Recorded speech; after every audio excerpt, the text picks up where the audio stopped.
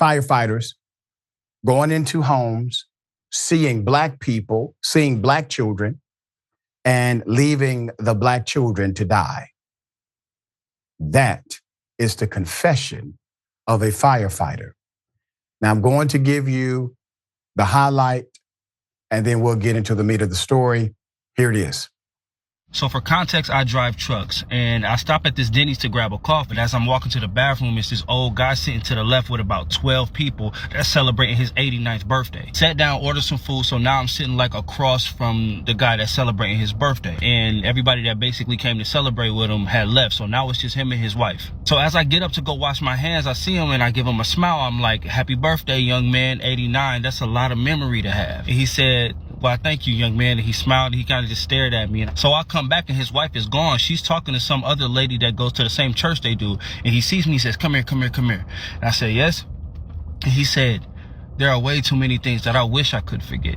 And I said, yeah, man, you make it to damn near 100 years old. I'm pretty sure you got a handful of regrets. And he looked at me with the most serious look ever and said, you have no idea. He said, you know, I used to be a firefighter through the 60s and 70s. I said, that's what's up. That's a very commendable job. And he said, yeah, it should be. He said the 60s and 70s was a different time in every way possible. You know that, right? And I'm just like, yeah, no. He said, back in those times, I was a way different man, and who knew that we'd get to the point where we are in society today, and I'd be feeling the way I'm feeling about the decisions that I made back in those times. So right before he took a very long pause, he looked at me and said, back in those times, it was very common for firefighters that looked like me to leave people that looked like you in burning houses and buildings and horrible situations just to say they couldn't get to us.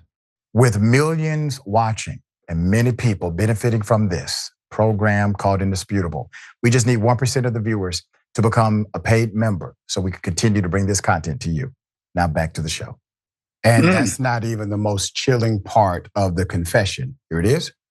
He said more times than he'd like to admit, he would hear screaming Black people and children in burning buildings and houses and apartments and stores and cars. And he would literally just pretend he didn't hear it. He said his last time doing it was when he made eye contact with the baby that he deliberately went into a building to save and deliberately didn't. And he said that was the last time he did it, and he quit that year. He said the nightmare still hasn't stopped. He still hasn't forgiven himself, and therapy helps, but it's still a living nightmare to have those memories. When it came to firefighters, I never thought of them like that. Like when it came to like police officers, lawyers, and judges and everybody else, we knew they didn't give a, especially police officers. But I don't know why that didn't click to me that, no, it was everybody that hated us. Everybody had a hand in deliberately making our lives worse. But it is something that I cannot think about for too long, because that visual of you fake going to save somebody and not saving them because of the color of their skin and the entire 911 understanding, because, oh yeah, you couldn't get Jamal. Oh well, just another one gone. Like, chilling, but true. This is not the first time we have seen something like this. Obviously, this is a confession of someone who has been separated from the profession for many years. But it reminds me of in New York, when the Attorney General was speaking on behalf of the newly installed chaplain of the fire department, how white male firefighters booed her. And they had to be disciplined by command because this is outside of the allowed protocol of the honorable firefighters code. Put them up full mass. I'm glad you told this story, dear brother. Thank you for reminding us. Thank you for reminding us of the struggles we have overcome and some of the struggles we still face. What began as a typical trip to Denny's turned into a horrifying honesty hour for a black truck driver named Shamar Alion. Shamar connected with an 89-year-old white ex-firefighter who made this confession. The older man's regrets with his life and time as a firefighter were not only racist, but deadly. The video posted to TikTok back in October 2023 recently regained significant attention online. Eerily enough, this video came a year after Flint, Michigan mother Crystal Cooper sued the city and the fire department. Remember this? For the same claim. We covered it. Leaving her two black sons, 12-year-old Zaire Mitchell and 9-year-old Lamar Mitchell, for dead. Per the Daily Beast, two white firefighters left the children inside their burning home and lied about clearing the room they were stuck in. Each of the firefighters involved have since resigned. In 2021, the U.S. Consumer Product Safety Commission published this data based on CPSC staff estimates for 2016 through 2018. There are about 360,000 home fires every year, leading to roughly 2,400 deaths. In addition, it is estimated that there are nearly 10,400 injuries per year. Research also shows that across all races, African Americans have the highest rate of fire deaths and injuries, nearly twice the overall death rate and more than twice the overall injury rate. According to CPSC's Residential Fire Loss Estimates report, although African Americans represent only 13% of the population, they represent an estimated 24% of the home fire deaths and 27% of the home fire injuries. The National Fire Protection Association similarly reported, compared to their share of the population, African Americans were roughly twice as likely to be killed or injured in a home fire in 2007 to 2011 per the reporting data as the overall population. The difference was even greater for children and older or elderly adults.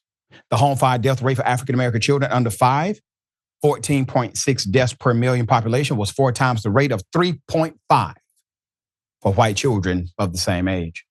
African American adults 65 and older had a home fire death rate of 56.3 deaths per million, 3 times the 17.7 rate of white older adults.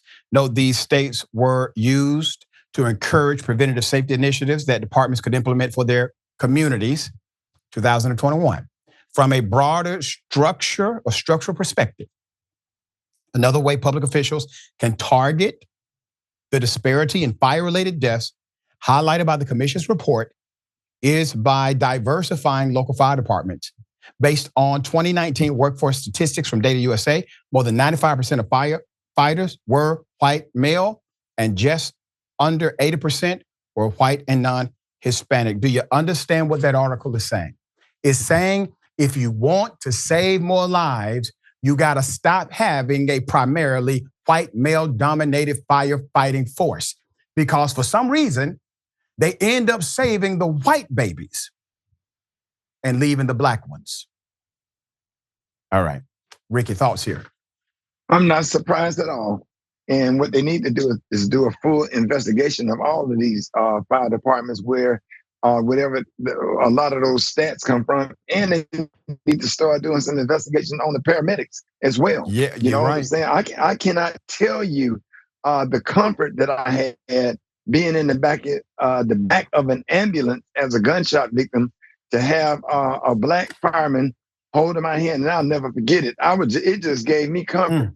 Then Dr. Richey, when I got in the ER, the doctor was talking to me. He was a white doctor, and I found myself explaining to him that I am a comedian and I work at the comedy club. It just, I'm not in a gang. I'm not a drug dealer, or none of that stuff. I found myself explaining to him just where he could save my life while I had this big hole in my side. Like I really felt like they wasn't gonna really, get moving to save my life. That's what I felt. This was in '95. You understand? So they need to do a full investigation, because I am not shocked. When I hear stuff like that, I'm surprised.